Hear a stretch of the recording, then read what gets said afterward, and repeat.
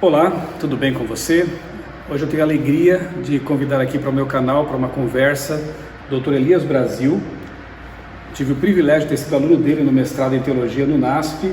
Dr. Elias é o diretor do BRI, que é o Instituto de Pesquisas Bíblicas da Associação Geral.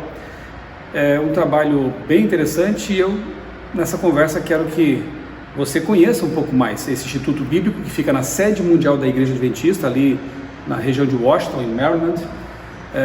Tem uma equipe que trabalha juntamente com o Dr. Elias Brasil. Doutor, obrigado por aceitar o convite. Antes de nós entrarmos no assunto em si, fala um pouco de você mesmo, né? De onde veio. Creio que seja a primeira vez que um brasileiro ocupa essa cadeira, né, na Associação Geral, como diretor do BRI. Fala um pouco de você, para os nossos amigos. Ok, Michel, muito obrigado pelo privilégio de estar com você neste blog aqui, neste videoblog. E, bem, eu sou, como o meu próprio nome já diz, eu sou brasileiro, eu sou natural do Rio Grande do Sul. Trabalhei como pastor no Rio Grande do Sul, depois servi a igreja na Bahia, na escola de teologia lá, no SALT, que hoje é a FADBA. E atualmente eu sirvo no Instituto de Pesquisas Bíblicas da Associação Geral, que é um órgão que coordena, né, a teologia mundial da igreja. Bem, já que falamos do BRI, então, que é o Biblical Research Institute, Instituto de Pesquisas Bíblicas da Associação. A Associação Geral, para quem não sabe, é a sede mundial da Igreja Adventista, né, que coordena a igreja em âmbito global, mundial. Doutor, fala um pouco mais então sobre o BRI, né, desde quando existe, por que foi criado, que trabalhos vocês desenvolvem ali no Instituto? O BRI foi estabelecido por um ato, né, da Associação Geral em 1975. E a função desse instituto, deste órgão da Igreja Adventista, é promover a teologia e o estilo de vida adventista, de uma perspectiva bíblica. Então, cabe ao BRI também produzir materiais, produzir documentos, produzir livros. Nós estamos constantemente fazendo pesquisas para produzir recursos que possam ajudar a igreja a manter a sua unidade doutrinária. Então, para nós isso é muito importante.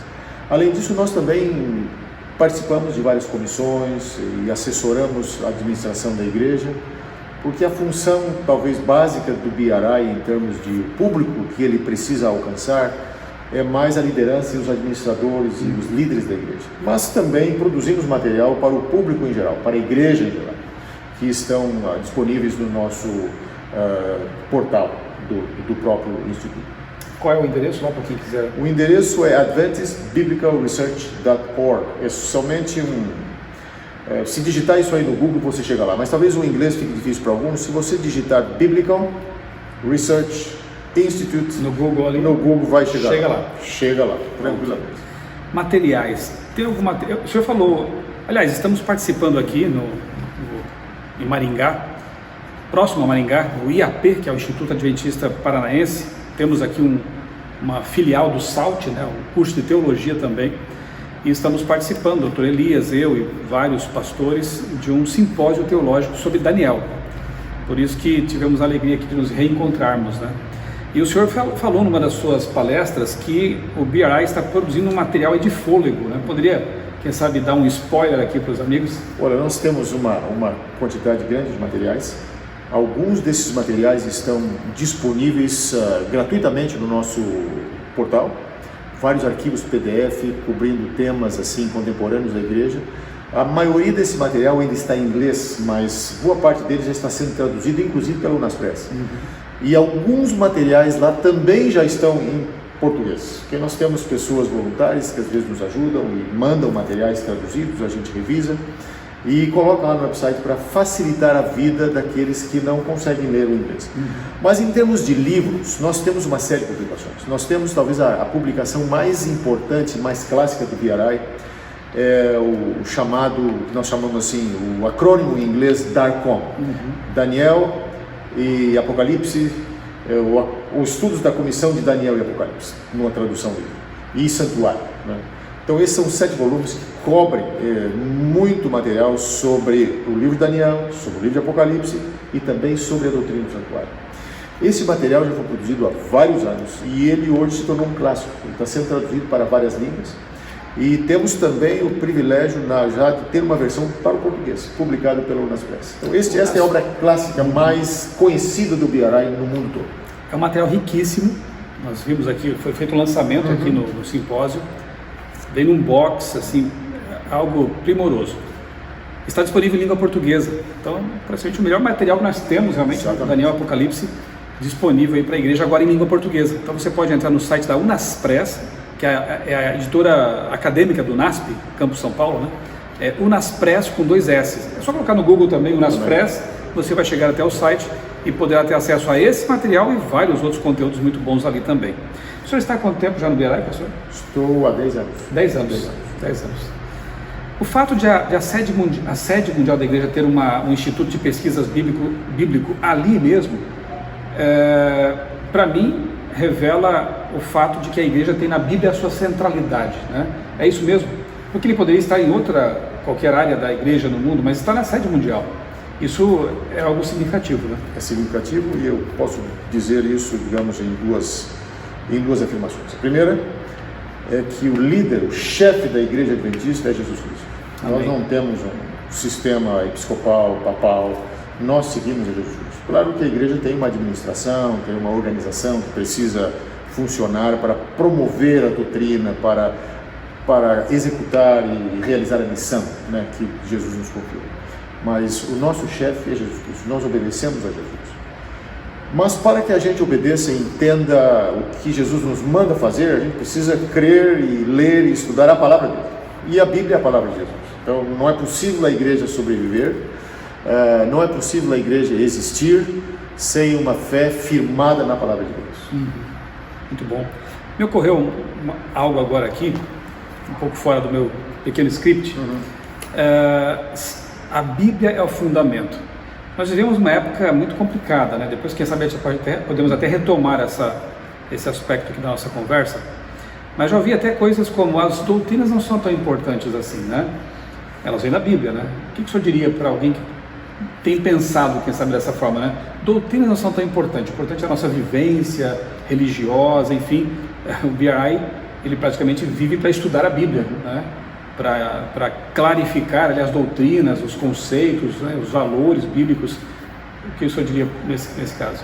Veja, existe de fato essa mentalidade, especialmente nessa cultura mais pós-moderna, mais relativista, de que doutrina não importa, basta que você tenha Cristo. Em resposta, o que eu poderia dizer é o seguinte: se você não estuda a Bíblia, se você não conhece a doutrina bíblica, você não vai saber, em primeiro lugar, quem é Jesus Cristo. A imagem que você pode fazer de Jesus pode ser uma imagem completamente distorcida, e normalmente uma imagem de Jesus sem a Bíblia será uma imagem distorcida. Então por isso nós precisamos da Bíblia, precisamos das doutrinas, porque é a Bíblia que nos mostra quem é Jesus, o que Ele espera de nós, o que Ele nos promete e o que Ele vai fazer por nós, né? Todas as promessas de Jesus estão na Bíblia, então não podemos descartar a Bíblia, não podemos descartar a doutrina. Além do mais, são as doutrinas que também nos ensinam como Jesus quer que a gente viva. E aí entra o aspecto da ética, do estilo de vida, que é extremamente importante e extremamente crítico no mundo relativista que estamos vivendo hoje, em que as pessoas vivem a vida de qualquer maneira, que não tem mais parâmetros morais, né, para a sua vida. Então a Bíblia ainda que nos mantém no rumo. É indispensável que a gente estude a Bíblia e conheça as doutrinas. Nunca vai ser demais enfatizar, mas aproveite, viu, esses conteúdos. Se você lê inglês, então você tem ali um repertório tremendo de artigos. Eu recentemente mesmo, doutor, me beneficiei de um artigo que você escreveu algum tempo atrás já, sobre traduções bíblicas, questão do texto, os receptos, né? Nestle Aland e tudo isso aí, né? Pessoas que acham que somente uma tradução talvez fosse a única confiável, e versões modernas talvez nem tanto. Eu li um artigo que me ajudou muito, inclusive produzi um material com base nesse artigo. E eu acho que esse é o propósito do BRI mesmo, né? Fornecer conteúdo teológico sólido e que reflete, né, a visão da igreja a respeito desses temas. Eu acredito que seja por aí. Quais os principais desafios que vocês têm enfrentado assim no campo da teologia atualmente ali no BRI? Eu diria que talvez o maior desafio é também a maior oportunidade que nós temos. E eu diria que é manter a unidade doutrinária, teológica, global da igreja. Que nós estamos presentes em muitos países, diferentes culturas, nós estamos presentes em todos os continentes. Então, não é fácil quando você tem um grupo de irmãos e irmãs em Cristo, de diferentes regiões, diferentes línguas, diferentes costumes, diferentes maneiras de ser, de viver, manter a unidade doutrinária. Mas nós temos esta satisfação de dizer que a Igreja Adventista é uma igreja global, uma igreja mundial, e que ela tem 28 crenças fundamentais que foram votadas pela Assembleia Mundial e que são aceitas em todo o mundo. É um milagre. É um milagre. Nós temos uma unidade que, humanamente falando, difícil de alcançar, mas nós temos tido essa unidade. Evidentemente que há desafios, há problemas em diferentes lugares, há situações de que às vezes uma ou outra pessoa discorda. Nós temos hoje algumas doutrinas, inclusive não necessariamente adventistas, mas doutrinas cristãs, porque grande parte das nossas doutrinas nós compartilhamos com o mundo cristão. Nós não inventamos doutrinas, elas saem da Bíblia. Então, tem certas doutrinas hoje que estão sendo questionadas, estão sendo rejeitadas por alguns grupos de pessoas aqui e ali.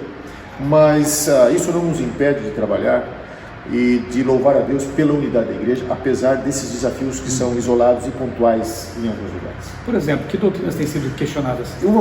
Por exemplo, um ensinamento bíblico extremamente questionado hoje por alguns grupos, especialmente na extrema direita, né, do espectro religioso e até mesmo político, é a doutrina da Trindade, né? Então, algumas pessoas têm dificuldade de entender que a Bíblia ensina que o Deus bíblico é um Deus triuno, né?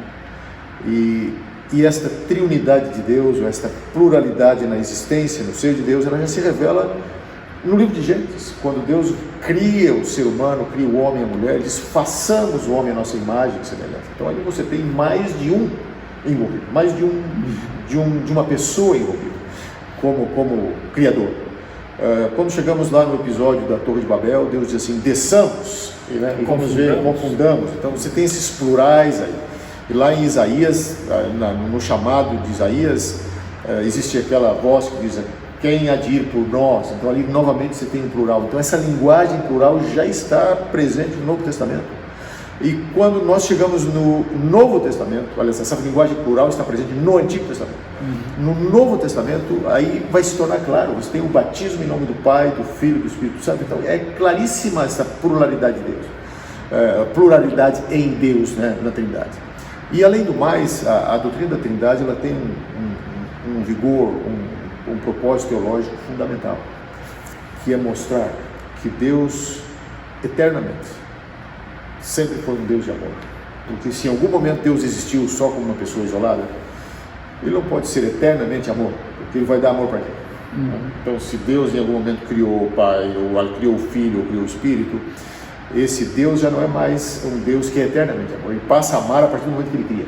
Mas o caráter bíblico de Deus é que Ele é eternamente amor, porque existe esse fluxo de amor no seio da Trindade. Então a Trindade, ela é fundamental, eu diria, para entendermos o amor de Deus. O Pai dando o Filho para sacrificar por nós. Ele não deu um ser criado por nós, Ele deu o Filho. E quando Jesus disse que vai mandar o Espírito, né, e Ele envia o Espírito para nos ensinar, Ele não está mandando uma força impessoal, uma energia, Ele está mandando uma pessoa, um ser pessoal. Por mais complicado e misterioso que isso possa parecer, esse é o ensinamento bíblico, né? Mas está sendo questionado em alguns lugares. Inclusive, gravei e recomendo para você aqui no meu canal um vídeo recentemente sobre Mateus 28:19, a fórmula batismal, que é tão contundente, tão clara, que resta para alguns desses grupos somente a desculpa de dizer o seguinte: esse texto não é autêntico, foi acrescentado posteriormente, enfim, né? Também tem material muito bom no BRI, pesquisei isso também. Temos um livro da CPB, cpb.com.br, A Trindade, escrito por bons teólogos adventistas. E se você quiser, então, é só acessar aqui o meu canal, né? Ir ali, coloca no buscador Mateus 28, você já vai localizar esse vídeo de 1 hora mais ou menos, em que eu estudo e apresento fontes, né? No grego, inclusive, ali, mostro a Bíblia, né? A tradução ali, o original, o texto original, que traz, e para complementar, Ellen White mesma diz, que para nós é uma autora inspirada, que essas palavras foram pronunciadas pelos lábios de Cristo. Então, mais do que inspirado, é aí quase inerrante, nesse caso, porque são palavras transcritas pelo autor, porque foram ditas por Jesus. É a própria voz de Jesus, né? Exatamente. Se há um texto inspirado, É verdade. esse é um deles, né? Além de todos os demais. Então, doutor, lá no espectro à direita, né, na extrema direita, nós temos problemas como esse, como o perfeccionismo, que sempre assombrando os arraiais adventistas, né? Mas também nós temos problemas no outro extremo do espectro, né? Mais à esquerda, digamos assim, né? Ideológica ou teológica, né? O que nós temos enfrentado nesse extremo do espectro? Eu acho no outro extremo, na esquerda, ou na extrema esquerda, você tem todo esse conjunto aí de ideologias de gênero, digamos assim, de teologia feminista, essas queer, teologias de identidade, todas essas questões aí, que também acabam se confundindo com as políticas de esquerda, políticas partidárias de esquerda, né? Então vira uma situação, com o argumento de que eles querem ser justos, querem ser bíblicos, isso torna toda essa situação também política, né? Então esse é outro desafio que nós enfrentamos, porque nós não definimos a verdade com base no sofrimento humano. Isso é um ponto importante. Tem gente que acha que porque um determinado segmento da sociedade sofre mais ou é mais discriminado, isso necessariamente vai estabelecer a verdade do estilo de vida que essas pessoas praticam. Mas, de fato, do ponto de vista bíblico, a verdade é estabelecida por Deus. Então, Deus estabelece como nós devemos viver. Quem quer que se desvie desses princípios está errado, está no pecado. E é chamado a se arrepender, é chamado a aceitar a graça de Deus. A Bíblia é a palavra de Deus ou ela contém a palavra de Deus? Veja, esse conceito de que a Bíblia contém a palavra de Deus é um conceito que vem de um movimento teológico chamado Nova Ortodoxia. Mas, do ponto de vista histórico do cristianismo, e desde os pais da igreja até hoje, os cristãos conservadores sempre vão afirmar, com base na própria Bíblia, de que a Bíblia é a palavra de Deus. É isso que a Bíblia afirma a respeito de si mesma. Precisamos atualizá-la? Porque no momento que a Bíblia contém a palavra de Deus, nós temos que concluir que algumas partes não são palavra de Deus. Com relação à atualização da Bíblia, essa é uma outra questão, e isso aí eu creio que até circulou bastante aí pela internet, pelas mídias sociais aí há algum tempo. A Bíblia é dada de tal forma que ela fala para todas as pessoas, em todas as épocas, para todas as situações. Muitas vezes há um assunto contemporâneo, um problema contemporâneo que não é abordado diretamente na Bíblia.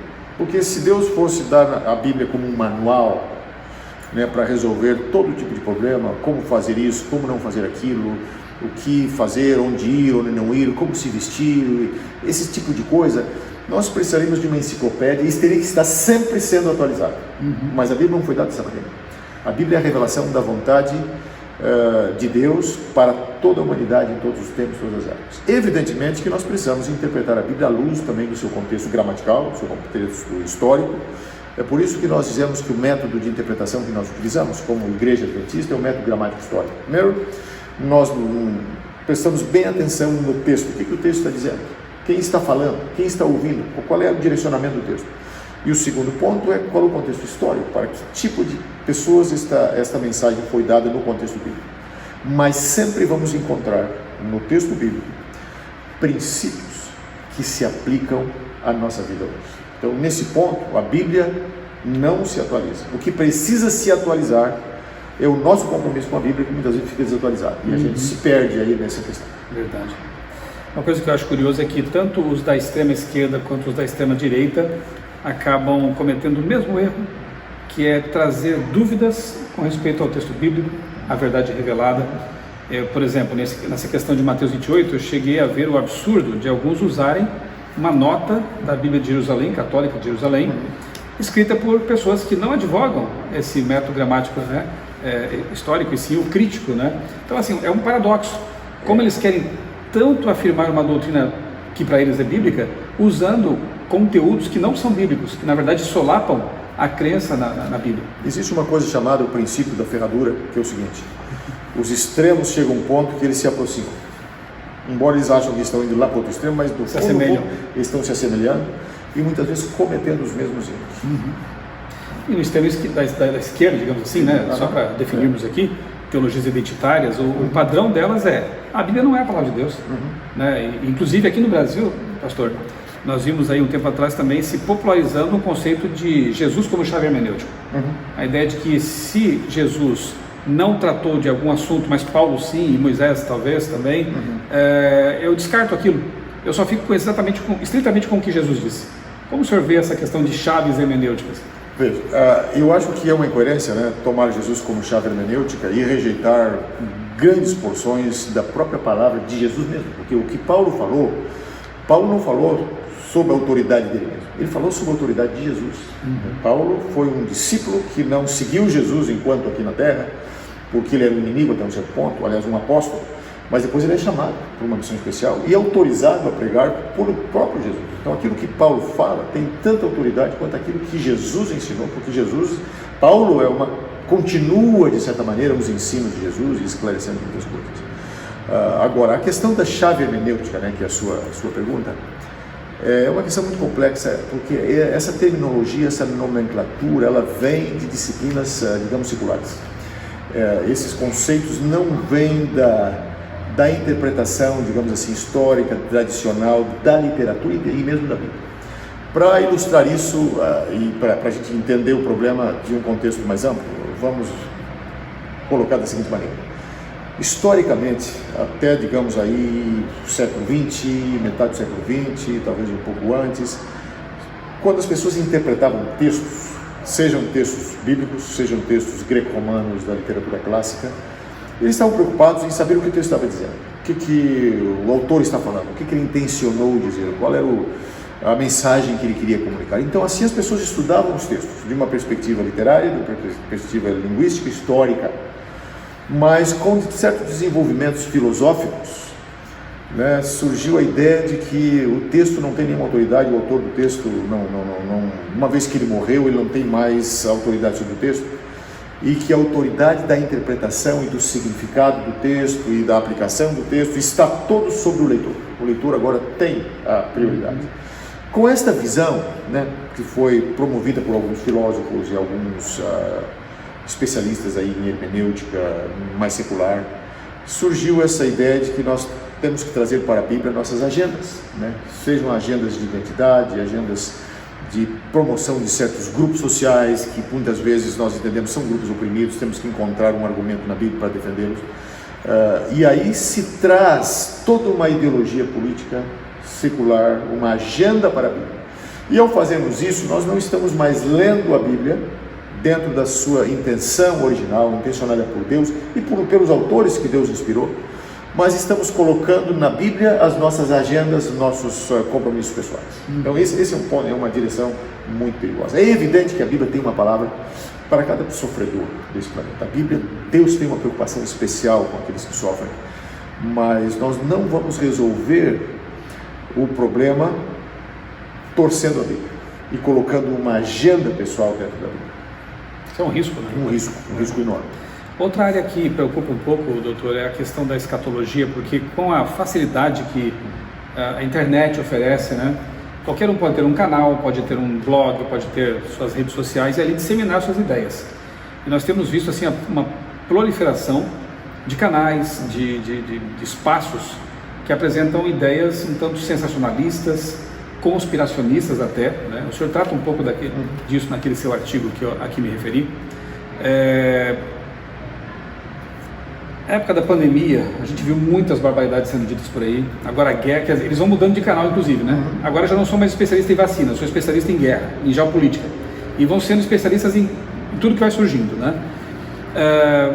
Indicações de datas como 2027, por exemplo, uma sugestão de que seria ali a volta de Jesus. E muita gente, de maneira assim inadvertida, acaba consumindo esses conteúdos e seguindo esses influenciadores, né? Que advertência, conselho o senhor daria para essas pessoas no sentido assim de saber selecionar melhor os conteúdos que vão consumir, tomar cuidados, né? Como eu posso identificar, por exemplo, um perfil, um orador, um influenciador sensacionalista, conspiracionista? Alguns dizem que o jesuitismo teria um papel importantíssimo nos últimos dias, né? E a gente vê Ellen White tratando disso no Grande Conflito, mas de maneira histórica, ela traz. Alguns colocam um protagonismo exacerbado, né, nos jesuítas agora.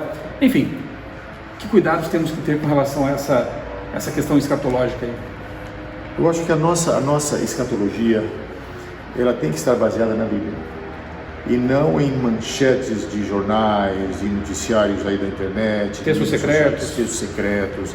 Nós temos que ter muito cuidado com isso, porque Jesus mesmo deixa muito claro na Bíblia, especialmente ali em Atos, primeiro capítulo, um pouquinho antes de ele subir ao céu, os discípulos perguntaram para ele: será esse o tempo que tu vais restaurar o reino de Israel? E Jesus foi muito claro e disse: não compete a vós saber aquilo que o Pai reservou para a sua própria autoridade. E aí ele disse para eles: esperem aí, vocês vão receber o poder do Espírito e vão pregar o Evangelho. Então, os discípulos e aquela primeira geração ali no início estavam muito preocupados em saber os sinais dos tempos, quando que Jesus ia voltar, quando que o reino seria estabelecido. E Jesus respondeu para eles dizendo: isso não compete a vocês, a tarefa de vocês é pregar o Evangelho. Então eu creio que esse conselho é extremamente válido para nós hoje, e tem que ser, porque é a palavra de Jesus. Ao invés de nos preocuparmos com datas e saber quando isto ou aquilo vai acontecer, vamos focar na pregação do Evangelho, vamos levar o Evangelho para transformar corações, transformar vidas e salvá-las para o reino de Deus. E o reino de Deus será estabelecido, mas por Deus, no momento em que Ele achar necessário. Obviamente a Bíblia nos dá algumas indicações de que quando ocorrerem guerras, rumores de guerras, fomes, terremotos, certos sinais, pandemias, tudo isso são sinais, mas isso não nos dá o direito de estabelecer datas. Isso nos mostra apenas que devemos olhar os olhos para o céu com esperança, porque Jesus vai voltar. Está acontecendo o que Ele disse que aconteceria quando o tempo se aproximasse, mas nós não temos o direito, biblicamente falando, de estabelecer data para a volta de Jesus ou estabelecer cronologias definitivas para os eventos finais.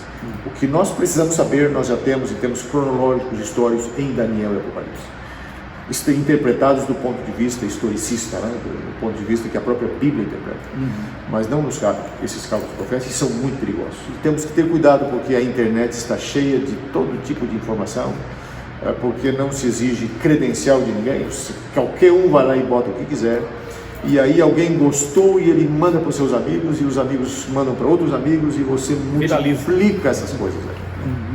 Mas o melhor remédio, a melhor situação para isso é conhecer a palavra de Deus, estudar as boas literaturas que a igreja tem preparado aí sobre esses temas, sobre Daniel, sobre Apocalipse, sobre santuário, esse material mesmo que o Nas Press publicou é muito bom.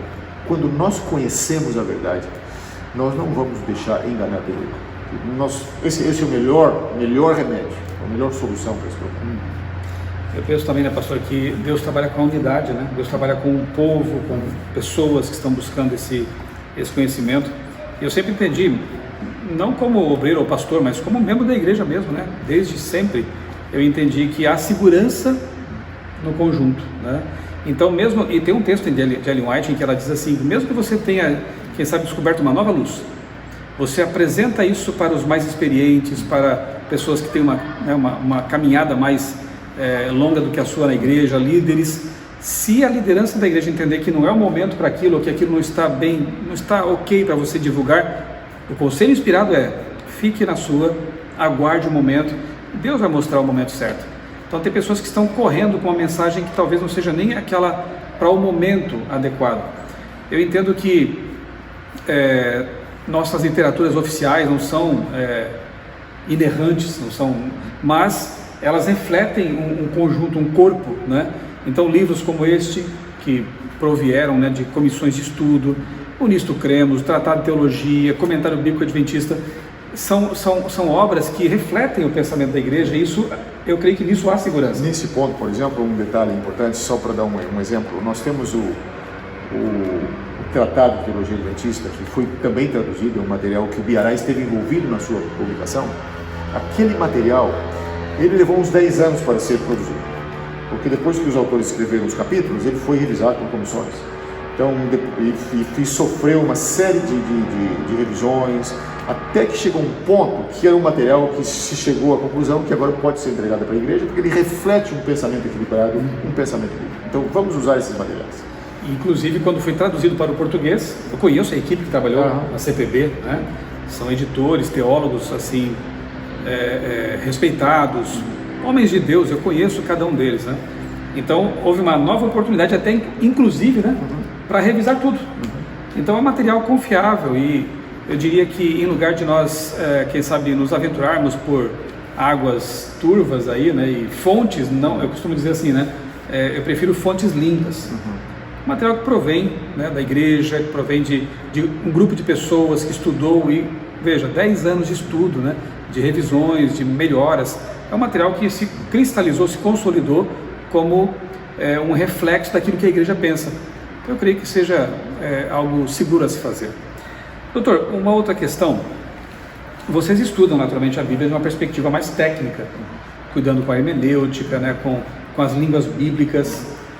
Como evitar o risco de encarar a Bíblia como um livro meramente literário? Como evitar o perigo de perder aquele brilho nos olhos toda vez que abrimos a Bíblia e correr o risco de esquecer que ela, acima de tudo, é a carta de Deus para a humanidade? Vocês correm esse perigo? Como evita esse perigo? Esse perigo existe em todas as áreas, mas especialmente quando você trata do estudo da Bíblia. E ele é tão real que hoje existem muitas pessoas que estudam a Bíblia e são eruditos bíblicos e fazem doutorado em Bíblia e escrevem tese sobre a Bíblia, mas não acreditam na Bíblia como palavra de Deus. Essa é uma realidade. Essa é uma realidade. Alguns sequer acreditam que em algum momento Jesus vai voltar. Para eles é tudo mito, é tudo história, eles estudam a Bíblia apenas como uma peça literária. Eu creio que a proteção para isso é sempre estudar a Bíblia com o espírito de oração, com a convicção e a consciência de que a Bíblia é a palavra de Deus. E ver cada palavra que está na Bíblia, cada verso bíblico, cada texto que a gente estuda, que a gente pesquisa, como algo que Deus está falando para nós. Não somente para Isaías, lá no século VIII a.C., ou para Jeremias, ou o salmista falando para Deus dos seus problemas, mas quando eu leio esses textos eu preciso sentir, eu preciso perceber e entender que esses textos estão falando comigo. Eu não estou necessariamente lendo a Bíblia, mas a Bíblia também está lendo a minha vida, mostrando para mim aspectos da minha vida que eu tenho que mudar, que eu tenho que melhorar. Então eu leio a Bíblia, mas a Bíblia também me lê, como alguns dizem por aí. Nós temos que nos submeter à autoridade da Bíblia, com a convicção de que a Bíblia é a palavra de Deus. Sem oração jamais. Como diria o seguinte, sem oração você pode ter um estudo, digamos assim, técnico, como você estuda um jornal, como você lê um jornal. Mas se você quiser entender a Bíblia como palavra de Deus, para que ela seja relevante para a sua vida, ela faça diferença na sua experiência com Deus, então a oração é indispensável. Essa atitude de oração, de submissão a Deus. Porque há coisas na Bíblia que também são difíceis de entender. Nós não entendemos tudo que está na Bíblia. Nós entendemos o que precisamos saber para a salvação. Mas há coisas na Bíblia que talvez vamos entender plenamente somente no céu, quando podemos perguntar para Jesus. Porque nós não entendemos. Então isso não tira o valor da Bíblia, isso só mostra a complexidade e o valor da Bíblia como palavra de Deus. E há coisas na Bíblia que com o tempo nós vamos entender cada vez mais. Eu posso dar, por exemplo, o exemplo da questão da compreensão do santuário. O santuário era uma doutrina, digamos assim, aceita, bíblica, aceita pela igreja, mas depois que o santuário foi questionado por algumas pessoas aí na década de 80, houve este reavivamento nos estudos do santuário, e hoje nós entendemos mais sobre o santuário do que jamais entendemos ao longo da história. Então, há a possibilidade de a gente crescer no ensino da Bíblia, quando a gente, no estudo e na compreensão, quando a gente se submete à palavra de Deus, o espírito de oração, o Espírito vai nos ajudar. O Espírito que inspirou os escritores sagrados vai nos dar a iluminação que nós precisamos para entender muitas coisas e aplicá-las. Que privilégio nós temos de contar com a ajuda do autor por trás dos autores. Exatamente. Isso é um privilégio. Pastor, essa pergunta eu não poderia deixar de fazer, aproveitando essa oportunidade, né? Como criacionista, né? A literalidade, historicidade, factualidade dos primeiros capítulos da Bíblia, Gênesis 1 a 11, basicamente, vem sendo questionada, né? Fortemente. Os adventistas do sétimo dia, praticamente, hoje são a última trincheira, que ainda aceitam, entendem, ensinam a historicidade desses capítulos, né? O que vocês no BRI têm feito em relação a isso? Como vocês encaram esses ventos de doutrina que estão tentando realmente solapar a base de toda a Bíblia? Os 3 primeiros capítulos de Gênesis, ou poderíamos dizer o primeiro capítulo de Gênesis, é a base sobre a qual toda a Bíblia se sustenta. Se você destrói Gênesis 1, verso 1, isso é suficiente para acabar com toda a Bíblia. Se você não aceita, digamos, a literalidade ou a historicidade, digamos assim, de Gênesis 1, e especialmente o relato da criação, aquele primeiro relato, o relato geral da criação, que termina em Gênesis 2:3, não tem lugar para o sábado, então o sábado desaparece. Se você não aceita uma criação histórica, você também não pode aceitar uma queda histórica. Então, se não uma queda no pecado, então não existe um plano de salvação. Então, por que Cristo veio morrer? E se não existe um plano de salvação, Cristo não vai voltar nunca. Isso é tudo um mito. Então, é por isso que é uma questão muito, muito complexa e muito séria. Porque aquilo que nós fazemos aí com esses primeiros capítulos da Bíblia determina a nossa atitude, determina aquilo que nós vamos fazer com o resto da Bíblia. E por isso que aquelas pessoas que normalmente rejeitam a historicidade dos primeiros capítulos se tornam leitores seculares da Bíblia. Eles até vão ler a Bíblia, vão aceitar certas tradições, porque vem de família, vem da sua denominação, mas jamais terão condições de ter uma experiência viva e real com o Deus da Bíblia, como a Bíblia o apresenta, porque esse não é o Deus Criador. O Deus que se revela na Bíblia é o Deus Criador, que tem tanto poder que foi capaz de criar o mundo em 7 dias. Em 6 dias, descansou no sétimo. Se nós entendemos tudo isso como histórico, a queda como histórica, então o plano da salvação, a doutrina do santuário, os mandamentos, tudo isso vai fazer sentido. Se você tira isso aí, você destrói o resto. É um sistema, você mexe num ponto, você destrói o resto. E se não creio que ele foi o criador desse jeito como está na Bíblia, por que eu vou crer que ele será um dia o recriador do mundo? Exatamente, isso acaba tudo. Porque a Bíblia começa com criação e ela termina com criação. Ela começa com o mundo sem pecado, termina com o mundo sem pecado. Então é um arco. De fato, só existem 4 capítulos da Bíblia que descrevem o mundo sem pecado. São os 2 primeiros e os 2 últimos. Entre um e outro você tem o grande conflito, né? Agora acontecendo aqui na Terra, e o plano de Deus agora se desenvolvendo para salvar a humanidade. Se você rejeita a historicidade do primeiro relato da criação, você não tem como acreditar na recriação. E todo o conceito do grande conflito entre o bem e o mal, que de fato explica um dos maiores problemas da humanidade, né, do ponto de vista filosófico, do ponto de vista existencial, que é a existência do mal. Isso desaparece, você não tem como solucionar isso. A Bíblia na sua narrativa, no seu grande conflito, na maneira como ela apresenta isso na criação e na queda, ela explica, de certa maneira, o mal. Né, e mostra que haverá um fim para o mal. O mal será eventualmente obliterado. Se você remove isso aí, então você tem que se contentar, se conformar com uma vida que terá o mal para sempre e que será uma escatologia materialista, que em algum momento, após alguns bilhões de anos aí, quando a energia do Sol se acabar, a gente ou vai congelar, ou vai se contrair, ou vai se desintegrar. Então não existe esperança. Então é muito mais complexo do que simplesmente dizer eu não aceito a historicidade de Gênesis 1 e 2. Se você não aceita a historicidade de Gênesis 1 e 2, isso significa que você está destruindo a Bíblia toda. Eu já fui evoteísta, mas quando eu parei para pensar nisso, as coisas ficaram muito confusas. E eu só encontrei realmente harmonia, né? Uma cosmovisão consistente quando eu me tornei criacionista.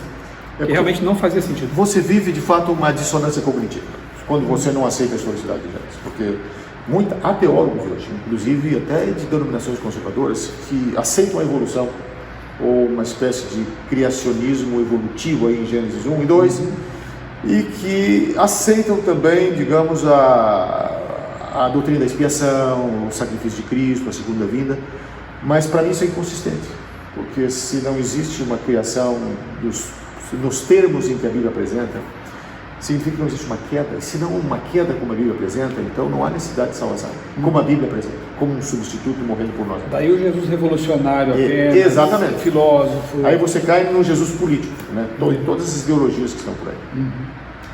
Doutor, para a gente encerrar, uma última mensagem que você, como pastor, poderia dar aqui para os nossos amigos que estão acompanhando e que vão assistir depois a gravação, conselho, um estímulo em relação com a palavra de Deus, olhando nos olhos deles, o que o senhor diria? Bem, eu posso dizer o seguinte: nós estamos vivendo em tempos extremamente turbulentos e talvez nunca na história humana nós temos vivido crises como estamos vivendo hoje, né? Nós temos a crise moral da humanidade, a destruição da família, digamos assim, a diluição de princípios básicos da vida humana, o ataque à igreja e às instituições, e como se isso não bastasse, essas forças, digamos, ideológicas, hoje temos problemas aí da guerra. Nós temos um problema que estamos enfrentando na Europa do Leste, em que o mundo está, digamos, à beira do abismo, do ponto de vista geopolítico. E como nós podemos ver isso, como podemos enfrentar isso com esperança? Só tem uma solução: total e absoluta confiança e lealdade na palavra de Deus. Porque do ponto de vista da palavra de Deus, do ponto de vista do plano da salvação, do plano da redenção, a vitória já foi assegurada na cruz do Calvário. Quando Cristo morreu por nós, Ele derrotou a Satanás ali. A vitória está assegurada. Tudo o que vai acontecer agora até o final são as últimas batalhas, últimas escaramuças do inimigo, mas a vitória está assegurada. E quando nós chegamos no final da Bíblia, Apocalipse 21 e 22, ali nós temos a visão do que Deus tem reservado para nós. Uma cidade santa e uma terra renovada, na qual nós vamos viver para sempre, tendo a Deus e o Cordeiro como nosso soberano, dos quais nunca mais nos separaremos, porque o pecado então será obliterado e extinto para sempre. Vale a pena crer na Bíblia, portanto, a minha sugestão, meu apelo é: estude a palavra de Deus com oração e submeta-se a ela com esperança. Amém. Doutor Elias, muito obrigado. Prazer. Por aceitar o convite aqui de conversar um pouco conosco, que conteúdo rico. E fica aí o convite para você, né? Acompanhe as produções, os conteúdos do BRI. Siga, né, o conselho que o pastor deu aqui, é uma bênção. Eu tenho estudado a Bíblia há 30 anos, desde que eu me converti, tem sido uma bênção maravilhosa em minha vida. Eu tenho certeza que vai ser também para você e continuar sendo, se você já faz dela a sua companheira diária. Pastor, que Deus continue abençoando o seu ministério, o seu trabalho, a equipe que você lidera ali no BRI também. E a você, um grande abraço, Deus abençoe a sua vida e também a sua família.